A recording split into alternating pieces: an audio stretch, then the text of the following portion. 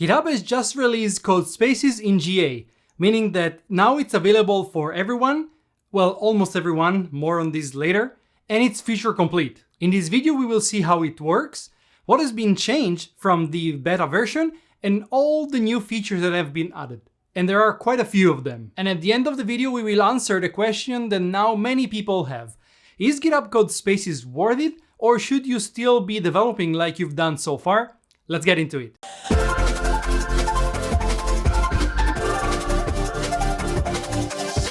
Hi everybody, welcome back to CoderDave, where we talk about DevOps, especially with GitHub and Azure DevOps. Today I'm very excited because I've been waiting for this moment for the longest time. GitHub Codespaces is finally GA. If you've been following the channel for a while, you probably already know that I've covered in the past Codespaces quite extensively, but all of those videos were only and always with the beta version. But today everything changes, because today I want to uncover with you all the features that GitHub Codespaces has now that it's in GA, and see if and how the service has improved. In this video we will cover what the Codespaces service is, its availability, the new creation experience, the new features and usage, and finally the pricing. And at the end we will answer the question that now we all have. Is it worthy? Quite a few things to go through. Grab your coffee and let's start. So real quick, what is GitHub Codespaces? Codespaces is a service that allows you to create and use cloud developer environments backed by high-performance compute, or VMs. Behind the scenes, it uses full VS Code, including editor, terminal, debugger, version control, setting syncs, and the entire ecosystem of extensions. You can even use it with GitHub Copilot. Codespaces works directly in the browser, or you can connect from your PC via a local VS Code instance. And new environments can be spun up in just seconds and use up to 32 cores and 64 gigs of RAM. Codespaces environments are great because they can be customized and standardized exactly based on your requirements, meaning that you can have installed all the frameworks you need, the extensions, all the settings and configuration, and even the hardware specification you need. And that can be done per user basis or per repository basis, meaning that if you do it for repository basis, all the people working on a specific repository can start in just seconds having everything they need already installed, including settings, configuration, and components. Okay, now we know what Codespaces are and how they work. But before we go further, let me address one thing: the availability of the service. In the opening, I've mentioned that Codespaces is now GA and therefore is available for everyone. Unfortunately, it's not exactly like that. Codespaces is in fact available for organizations on either a team plan or GitHub Enterprise Cloud. So what about the users on individual plans that are not in organizations and they don't have those plans? Users that already have access because they are in the beta of Codespaces will retain access to it. But it is unclear if new users could access the beta or not. In general, it seems like Codespaces will not be available to normal users, at least for now. There is, however, another new cool thing that is available to everyone, including the free user on individual plans, and I will cover that in the next video, so consider subscribing, you don't want to miss that. Alright, with that out of the way, let's see now how we can enable Codespaces. From the main dashboard of your organization, just go to the settings, and in here, scroll down until you see the Codespaces menu. Click on it, and in here you have the management for Codespaces. Now in my case, Codespaces has not been released yet to this organization, but the UI is exactly the same. You can have it disabled for the whole organization, you can enable it for all of your users, or you can decide to enable it only for selected users. If you click on this, if you enable this, you will have, of course, here the selection for the users you want to add to the allow list of Codespaces. And that's it. If you were in the beta access before, or if you are part of an organization that already has enabled Codespaces, then you can just access it from the repositories. Alright, now that we have Codespaces enabled, let's see the creation experience and if it's any different from how it used to be before. To create a new Codespaces environment, just go to the repository you want to use the environment on, click on the code button over here, and we have the Codespaces tab. And here we have the first difference, because before, during the beta, the Open with Codespaces button was here. Now it has its own tab over here. So when we click on it, we see this new logo, Welcome to the Cloud Editing, and we have new Codespaces button over here. When we click on it, we have the selection of the virtual machine size that we can get for our Codespaces environment. As you can see, we have a wide selection starting at 2 cores and 4 gig of RAM with 32 gig of space on the disk, all the way up to 32 cores, 64 gig of RAM and 128 gig of disk. Usually the selection goes from 2 cores to 16 cores. This is the normal default selection, but you can contact the GitHub support and the GitHub sales to have the 32 core version enabled on your organization, as I have over here. And the 4 core 8 gig of RAM is the default selection. So if you just click to create Codespace, this is what you will have. If not, you can change to whatever size you like to have and then click on create. This will start the creation of your Codespaces environment, which now is much faster. You'll see that it will just start in a moment, just a few seconds. I'm not speeding up this process, so I want you to see how fast Codespaces starts. And as you can see, we are already into Codespaces. The theme will change in a second because my theme is the black theme. So that will take just a few more seconds. And here we go. We are basically all done. It opens up here with the selection of the projects I have in my repo, so I can start with any of those. And that's basically it. We are already inside Codespaces, we are done, and we can start working. So super fast. But let's see what happens if we are instead not in an organization, as we have done right now, but we are in the beta program. Is it any different?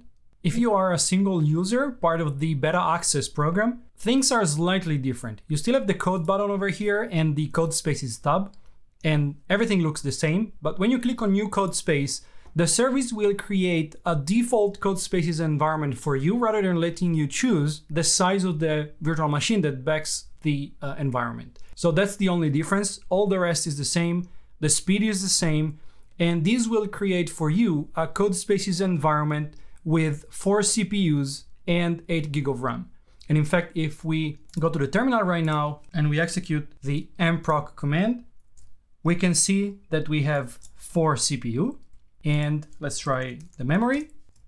Here we have 8 gig of RAM. So this is the default size. Again, the only difference here is that if you are a single user part of the beta access, then you don't get to choose the size of your VM, but it will be a 4-core, 8 gig of RAM.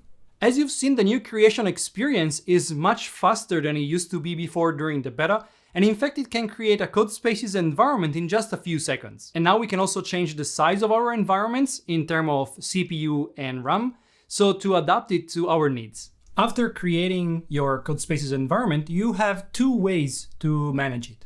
The first one is going again to the repository in which you've created the environment. Click again on code, and you'll see that down here you have all the Codespaces, in this case only one, that have been created for that repo. I can't do much over here. What I can do is just clicking on it, and this will bring me again to the Codespaces experience. The other way I have is either clicking on this manage all, or just going to the profile. You have this your Codespaces menu that once again is new. If we click on it, we're brought to a Codespaces page in which we have all the Codespaces that we've created. We have my personal one and the organization one. The options are basically the same. We can open that in a browser, open that in Visual Studio Code, export the changes to a different branch if we have made any change inside the Codespaces that we haven't pushed yet, and we can change the machine type. You can just select a different size and click update. And finally, you can delete the Codespaces environment after confirmation, of course.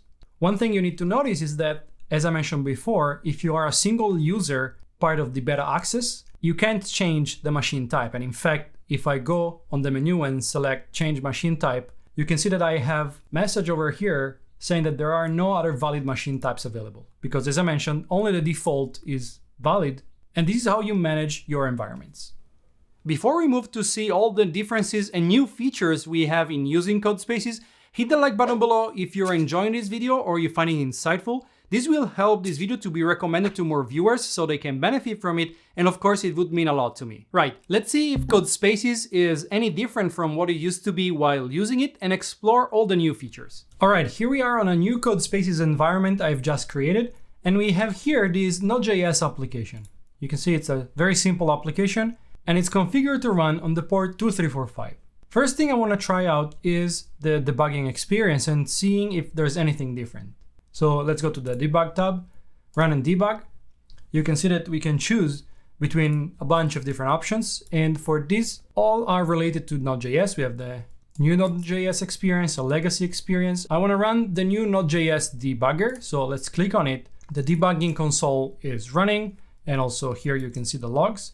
And you can see that the server is now listening on the port 2345. And we also have this pop-up over here saying that we can open our application in the browser. Let's click on it.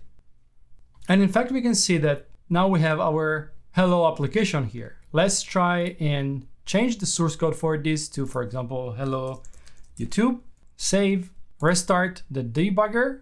And now if I go back to the application and I Ctrl F5, we have the hello YouTube. So this is working as expected. And there's basically no UI difference between now and beta.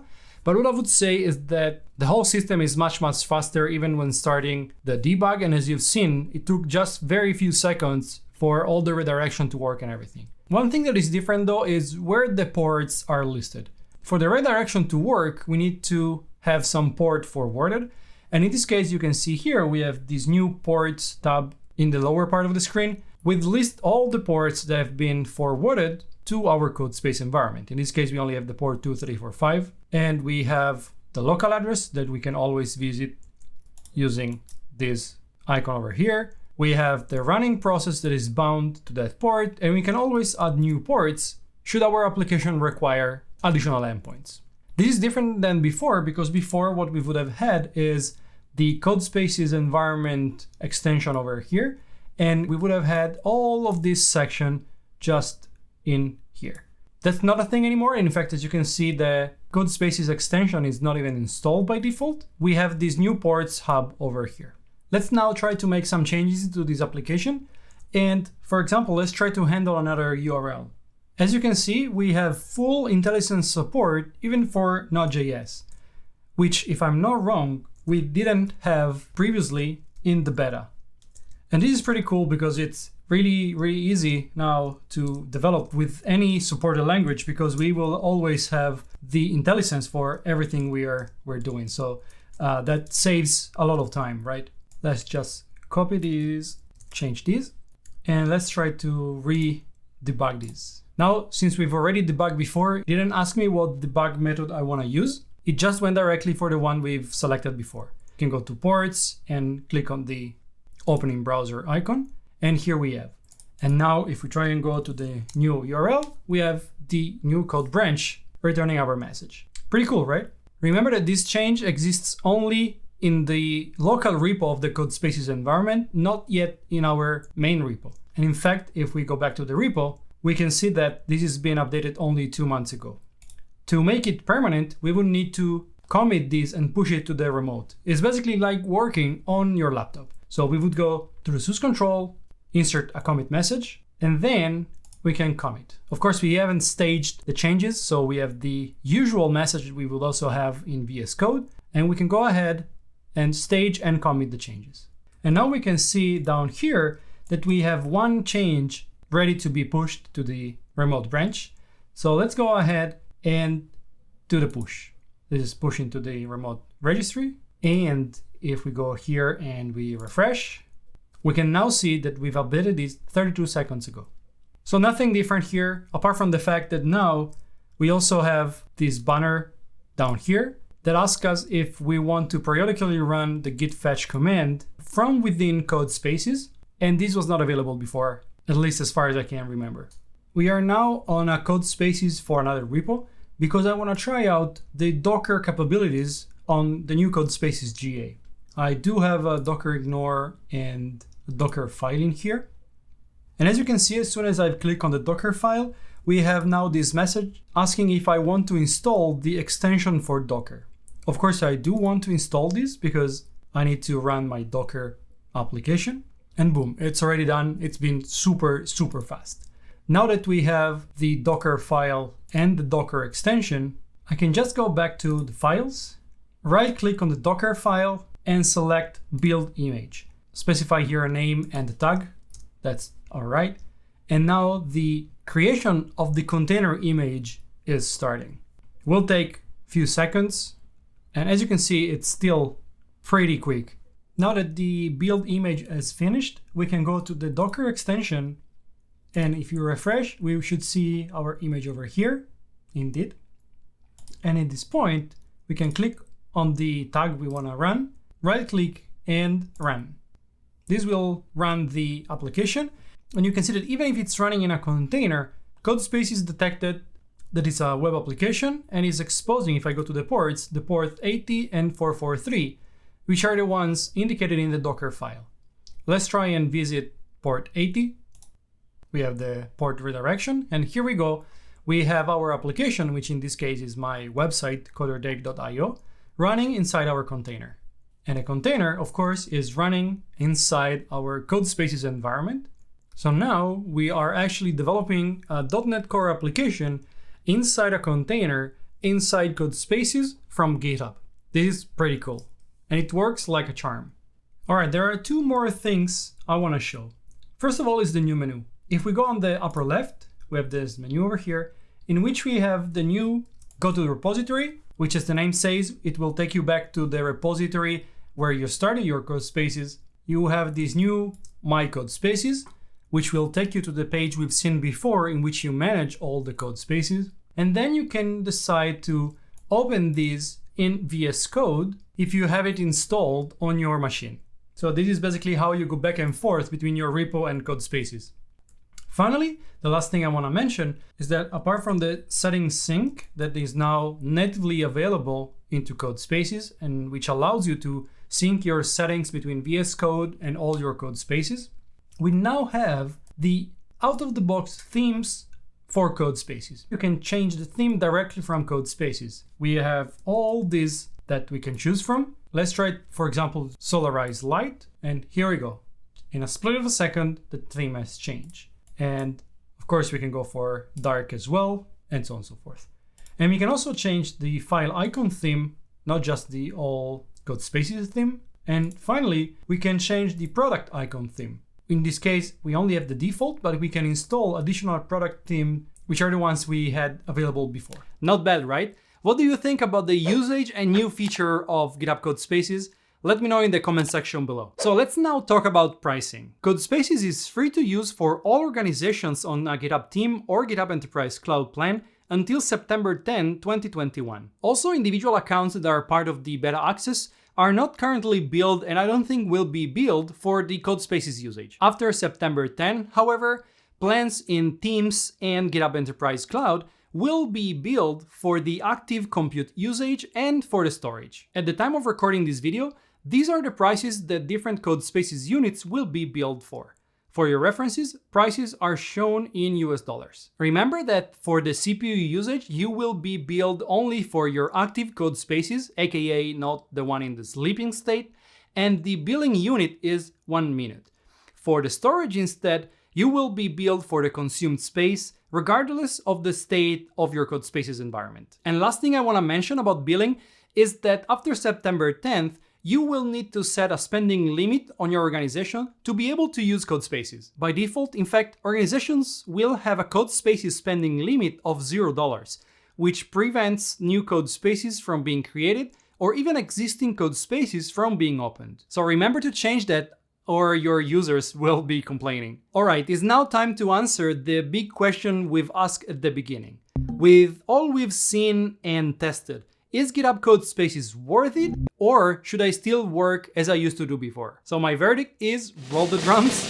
Yes, it is worthy. We all know how much time and effort it takes to reconfigure IDEs, all the settings and set everything up, and it really sucks. So Codespaces really helps with that. Because GitHub Codespaces offer a full cloud development environment and without the need of cloning, reconfiguring, installing things every time, you just create your configuration once and you're done. But another question would be, is GitHub Codespaces for everyone?